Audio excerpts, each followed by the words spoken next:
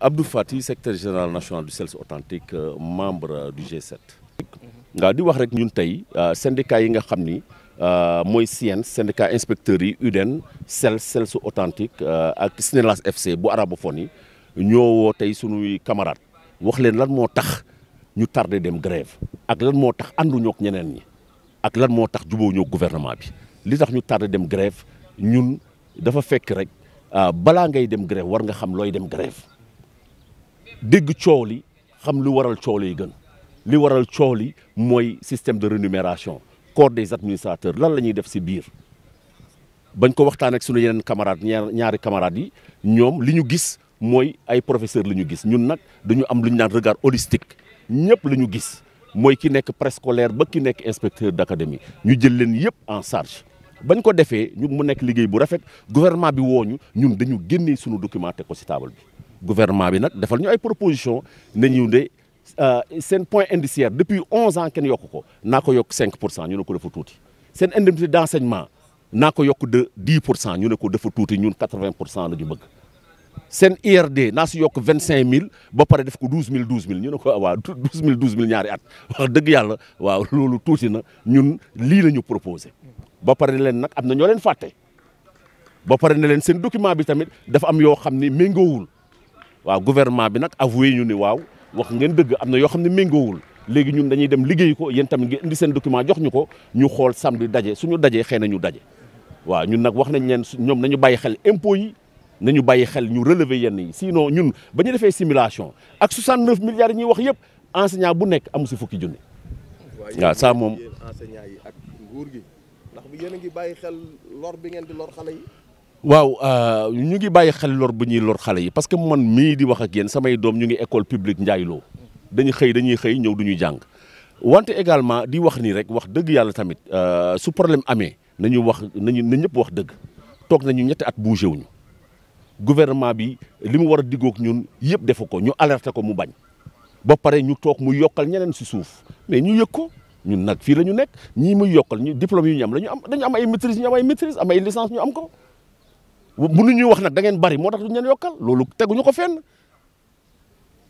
ñu wax leen ñu jekkiwuñu ñu defal leen préavis pour ñu toog waxtaan ñu bañ ñu ne leen vacances yi kale ñu toog waxtaan ñu bañ waaw léegi ñun lii rek lañu amuñu pexe lii rek la ñuy def parce que mënuñu nekk ci école yi sunu dara doyul duñu jàngale di croiser les bras démotiver nañ ko xeex benn yoon.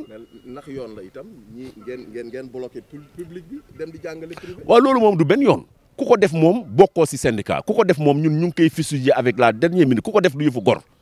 waaw du yëfu gor parce que nguur gi du jël xaalisam ak état bi yéen ñii ñëpp jël seen impôt ñuy fay jàngalekat mu bàyyi ko fa di dem école privée tëj école bi kooku moom ko fa def nañ ko ñëpp dénoncé kooku moom kenn àndoog moom kooku moom d'accord ñu ko te ñun xeex bi yëpp mooy ñun dañu war a dem ba bàyyi jàngalekatu public sax di dem privé ndax yeneen doomu Sénégal yi am formation ñu dem si privé bi ndax ñëpp am liggéey moo looloo normal ñun de en tant que syndicat loolu la ñu gëm même état bi daf si war a jël ay matuwaay ñi nekk si public des si public bi yeneen doomu Sénégal def yeneen formation dans le privé dem si privé bi ndax sax taux de chômage bi wàññeeku wante ku ko fa def moom ñu ngi koy fusiller d'accord ñu si. tey jii est-ce que déggoo bi mbooloo bu war lan moo tere ngeen déggoo.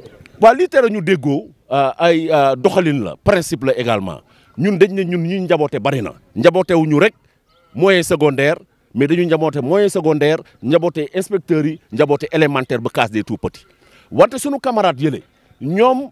li gën a tax sax déggoowuñu mooy liñ naan indemnité de logement bi ñoom dañ ne indemnité de logement na ko professeurs yi amee nii yeneen yi am nii yu maîtres yu ndaw yi am lii ñu ne loolu mënuñu ko d'accord Senghor ba mu fi nekkee dafa ne indemnité de logement bi instructeur rek am professeur du ko am parce que ñun ñooy def 30 heures ñun ñooy préparer à la maison ñooy def fiche à la maison France sax professeurs yi amuñu indemnité de logement ñu leen nag mais boobu nañ ko bokk yi si des ay indemnité d'enseignement xam nañu hiérarchie bi ngeen am ngeen ëppale ñu bu baax a baax ñëpp d'accord nañ ko mais puisque ñu bëgguñu si wàcc ñun tamit loolu mënuñu si wàcc ñun tamit également lu tax ànduñu ñun dañu am ñu nekk si BRH yi am ay planificateur am ñu nekk si ay surveillants généraux ay directeurs ñooñu suñu ànd ak ñoom bàyyi leen en rade moo tax ñooñu ñëpp périmètre boobu yëpp dañ ko waroon cerner ñëpp ñu am indemnité bu ñu la dugal defar document bi joxe ko looloo tax ànduñu mais waa xeex bi moom day continuer te ñëpp a ngi siy jàpp pour ñu xeexandoo mu jeex tàkk benn yoon ñu régler ko pour ñu toog fukki at sax du am grève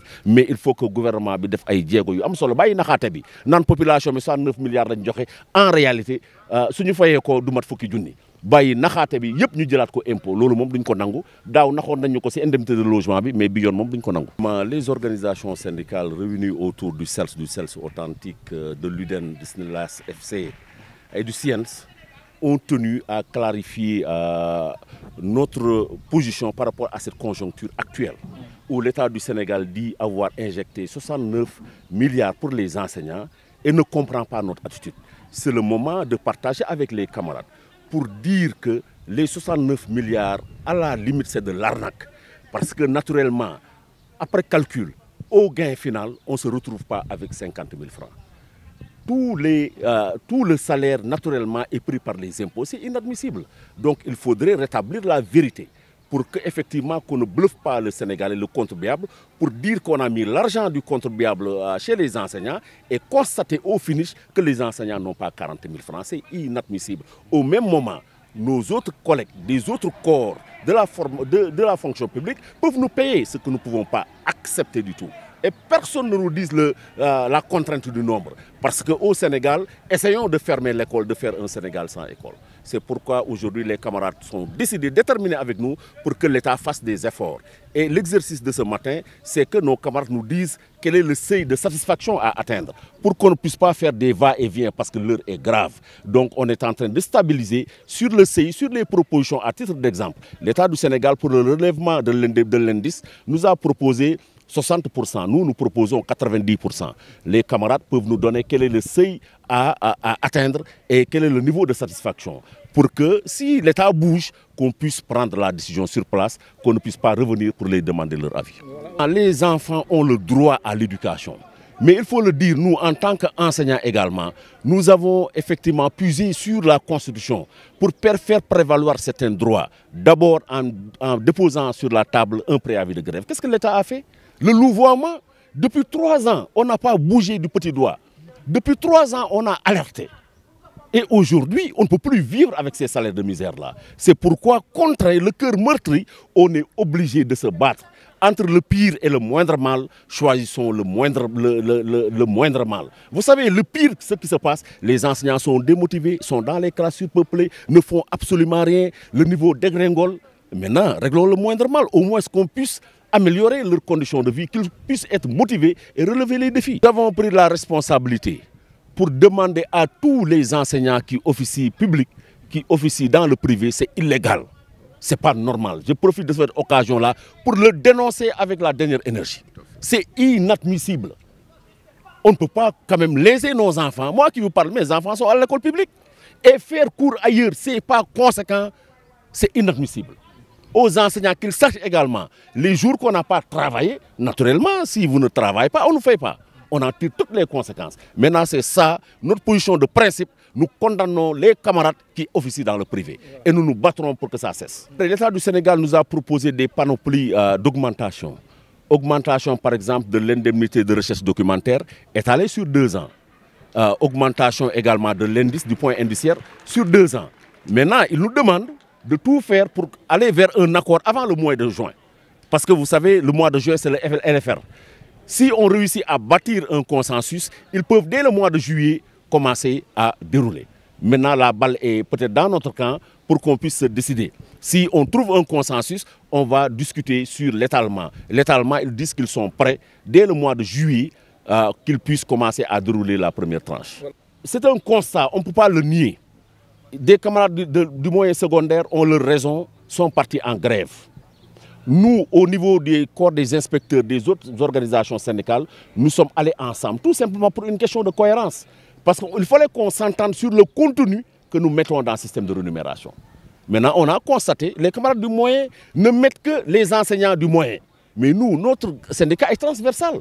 On était obligés quand même de prendre ça dans sa diversité, nos camarades, avant de le poser sur la table du gouvernement. Et hier, ensemble, on a déposé donc les propositions de l'ensemble des organisations que vient de citer, avec toute leur diversité, des inspecteurs d'académie aux enseignants de préscolaire sur la table du gouvernement, et nous on attend leur contre-proposition. Et dire également, à la vérité, que le gouvernement du Sénégal nous a fait des propositions, on a relevé beaucoup d'incohérences, on a relevé beaucoup de limites. Eux-mêmes, ils ont reconnu qu'ils n'ont pas terminé le document et ils vont prendre notre document dès demain et faire des croisements, refaire leur document pour peut-être samedi nous présenter quelque chose.